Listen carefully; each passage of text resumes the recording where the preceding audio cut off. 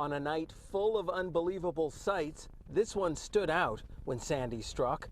Flames rising above the floodwaters as 135 homes in the Breezy Point seaside neighborhood burned.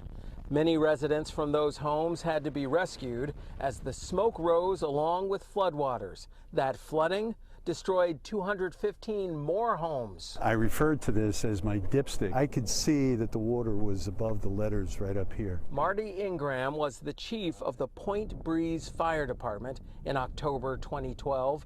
As an electrical fire among the wooden homes in the midst of floodwaters spread quickly, the wiring was red from fire. His all-volunteer department helped get people out of their homes and into the community center Ingram opened as a shelter behind his flooded-out firehouse.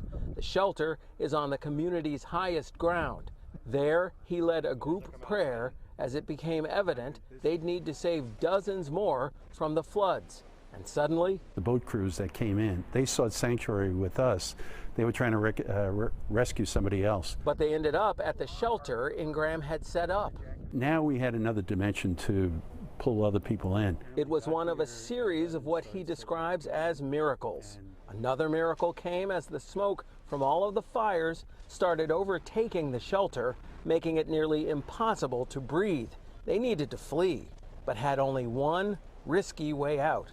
Again, they prayed. If the trucks would start after being under 5 feet of water. That was a big if. Miraculously, the truck started. And to this day, I don't know how it happened. We had survivors in the back of the truck here. The miracle truck is still working.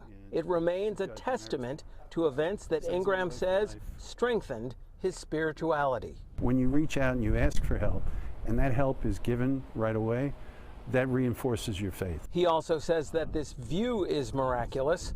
The ravaged community is fully rebuilt. Nobody died in Breezy Point.